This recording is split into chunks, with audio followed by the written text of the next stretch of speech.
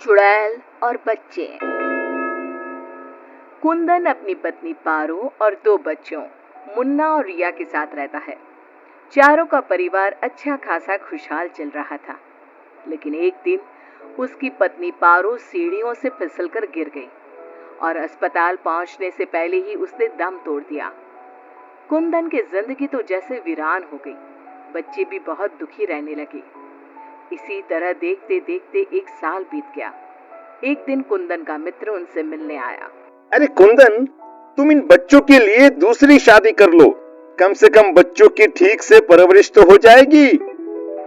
मित्र के बार बार समझाने पर कुंदन तैयार हो जाता है। नई माँ रूपा शुरू में बच्चों और कुंदन का बहुत ख्याल रखती है, पर 6-7 महीने बाद ही वो कुंदन के जाने के बाद आराम से सो जाती। और जब मुन्ना और रिया स्कूल से आते तो, ए रिया, जल्दी से पूरे घर की सफाई कर और बर्तन धो दे, तभी खाना मिलेगा। और मुन्ना, जाकर छत की धुलाई कर। वो बच्चों से ही घर का सारा काम करवाती है। उन्हें खाना भी ठीक से नहीं देती। खुद के लिए और कुंदन के लिए वो बढ़िया बढ़िया पकवान बनाती। जब रात को कुंदन काम से वापस आता तो, अरे बच्चों ने खाना खा लिया? उनको तो मैंने कब का खिला पिलाकर सोने भेज दिया है। कितना ख्याल रखती है ये बच्चों का। एक दिन जब रूपा सो रही थी, मुन्ना देखता है कि रसोई की अलमारी में मिठाई रखी है, लेकिन वो वहां तक पहुंच नहीं पाता। तो वो अपनी बहन को बुलाकर लाता है। मैं घोड़ा बन जाता हूँ, तुम मेरे ऊपर चढ़कर वो मिठाई उतार दो। उन्होंने मिठाई उतारी और खा ली। अचानक मिठाई का डिब्बा रिया के हाथ से नीचे गिर जाता है और बिखर जाता है। आवाज सुनकर रूपा भागते हुए आती है। उसने आओ देखा न ताव और दोनों की खूब पिटाई कर दी। जब देखो तब भूखे ही रहते हैं ये बच्चे, न जाने इनका पेट है कि कुआं। बच्चे खूब देर तक रोते रहते हैं, लेकिन फिर आपस में ही बातें और मजाक करके एक दूसरे का मन बहलाने लगते हैं। रिया, जब मैं बड़ा हो जाऊंगा ना, तो एक मिठाई की दुकान खोल लूंगा। पहले हम लोग खूब सारी मिठाइयाँ खाएंगे और फिर बेचेंगे। मुन्ना, मेरी तो शादी हो जाएगी, तुम अकेले ही सारी मिठाइयाँ खाओगे ना? अरे हाँ रे, तब तक तो मेरी भी शादी हो जाएगी। कुंदन जब घर आता है तब उसकी माँ बच्चों की खूब शिकायत करती है। अरे बच्चों, तुम्हारी माँ तुम्हारा कितना ध्यान रखती है, आखिर क्या कमी है तुम दोनों को? पिताजी, उनकी बात पूरी भी नहीं हो पाती कि हाँ हाँ कह दो कि मैं तुम्हें खाना नहीं देती, सारे दिन घर के काम करवाती हूँ, कह दो ना। मुन्ना चुपचाप खड़ा रहता है। अब तो हम दोनों को पिताजी से बात भी नहीं करने देती। नहीं माँ। मुन्ना और रिया बहुत दुखी होते हैं। रात को इन बच्चों ने नाक में दम कर दिया है, तुम इन्हें लेकर जाओ और कहीं जंगल में छोड़कर आओ।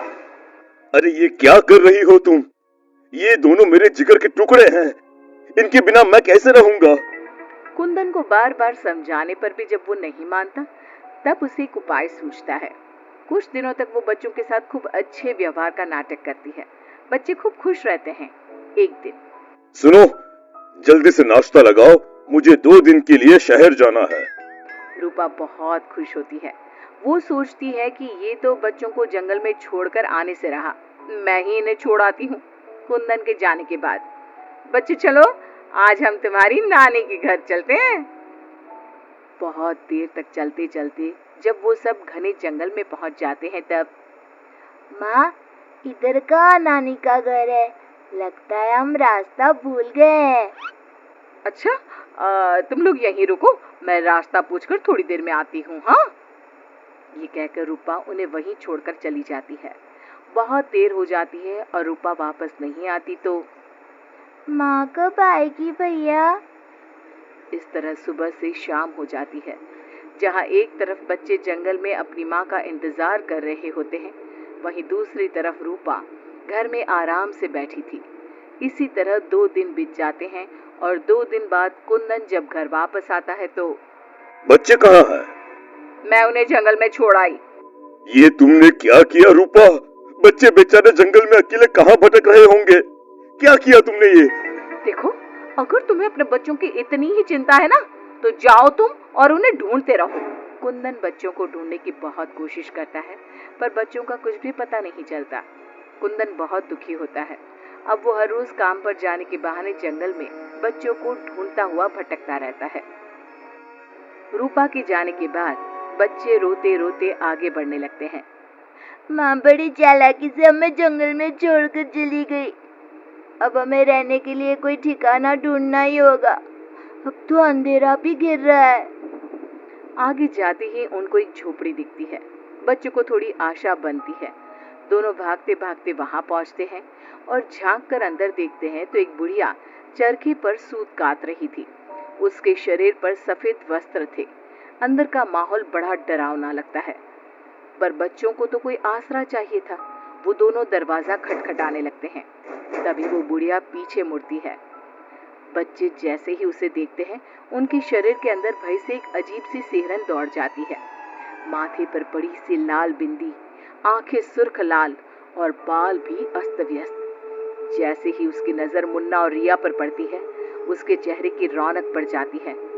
वो बड़ी प्रसन्न होकर कहती है, आओ आओ बच्चों, मैं तुम्हारी दादी जैसी ही तो हूँ। आ जाओ। बच्चों को प्यार से वो घर के अंदर बुलाती है। बच्चों के लिए खूब सारी मिठाइयाँ, फल और बिस्किट ले आती है। बच्चे तो पहले से ही भूखे थे। वे खाना देखकर उस पर टूट पड़ते हैं। उनका सारा डर भी दूर हो जाता है। वो खाने के बाद तुरंत ही सो जाते हैं। जब सुबह उठते हैं तो बच्चों, हम घर के पीछे वाले बगीचे में चलते हैं। वहाँ बहुत सुंदर फूलों का बगीचा था। मुन्ना और रिया वहीं खेलने लगते हैं। बुढ़िया अंदर चली जाती है। तब तक मुन्ना की नजर एक गिलहरी पर पड़ती है, जो एक कोने में दुबकी हुई थी। मुन्ना उसे प्यार से अपने हाथ में उठा लेता है। तभी गिलहरी इंसानों की आवाज में बोलती है, बच्चों, तुम लोग यहाँ से भाग जाओ। ये बुढ़िया एक खतरनाक चुड़ैल है। तुम्हें खिला पिलाकर पहले मोटा करेगी, फिर पिंजरे में डाल देगी। सभी बच्चों को ये जादुई छड़ी से पशु पक्षी बनाकर बगीचे में रख देती है। एक एक करके अपनी जादू की छड़ी से सबको बेहोश कर देती है और कढ़ाई में तेल गरम करके पकोड़े बनाकर खा जाती है। इसके पास एक आदमकद का पिंजरा है। ये खुद उसकी सफाई करती है। ये कहकर गिलहरी जमीन पर कूद जाती है। जब दोनों घर में जाते हैं तो देखते हैं कि बुढ़िया पिंजरे की सफाई कर रही थी और उसके मुंह पर खून लगा था। बच्चों को देखते ही अपना मुंह पोंछने लगती है वो। रिया चारों तरफ जादू की छड़ी ढूंढने के लिए नजर दौड़ाने लगती है। अचानक उसे जादू की छड़ी दिखाई देती है और वो दोनों लपटकर वो छड़ी उठा लेते हैं। जादुई छड़ी, पिंजरा बंद कर दो। पिंजरा बंद हो जाता है। पिंजरा बंद होते ही वो बुढ़िया एक खतरनाक चुड़ैल बन जाती है और चीखने लगती है। दादी, आज तुम भी पिंजरे में बंद होने का मजा उठा लो ना। दोनों हंसते हैं। दादी दादी, यही वो जादुई छड़ी है ना, जिससे तुम सब बच्चों को चूहा, बिल्ली और गिलहरी बनाती हो? बोलो, तुमको क्या बनना है? मुझे बाहर निकाल, वरना मैं तेरा खून पी जाऊंगी। छड़ी मेरे हवाले कर दे। दादी, पिंजरे में कुछ खाने को दो। ये लो, तब तक आम की गुठलियां चूसो। इनमें अभी भी बहुत रस बचा है। दोनों आम की ढेर सारी गुठलियां पिंजरे में फेंक देते हैं। एक बार मैं बाहर आ जाऊं ना, तुम दोनों के पकोड़े बनाकर चबा जाऊंगी। जय काली कलकत्ते वाली, तेरा वचन न जाए खाली। जादुई छड़ी, इस चुड़ैल को मछली बना दो। जादुई छड़ी, एक बड़े से कढ़ाई में तेल गरम कर दो। जादुई छड़ी चुड़ैल को मछली बना देती है। दोनों उसे उठाकर एक बाल्टी में डाल देते हैं। कढ़ाई में तेल गरम हो रहा होता है। मुन्ना और रिया दौड़कर बगीचे में जाते हैं। वहाँ बहुत सारे जानवर और पक्षी होते हैं। जादुई छड़ी, इन सारे लोगों को इनके असली रूप में बदल दो। तभी सारे जानवर और पक्षी बच्चों में बदल जाते हैं।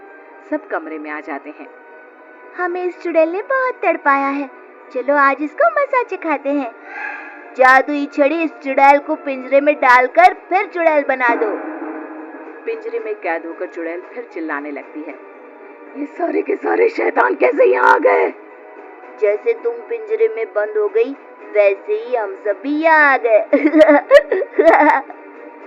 सभी बच्चों ने पिंजरे में ठंडा ठंडा पानी फेंकना शुरू कर दिया। चुड़ैल, पहले तुम नहा लो, फिर हम तुम्हें मछली बनाकर पकौड़े बनाकर खा जाएंगे। सभी बच्चे ताली बजाकर खूब हंसते हैं। बच्चों, मुझे माफ कर दो, मैं कभी ऐसा नहीं करूंगी।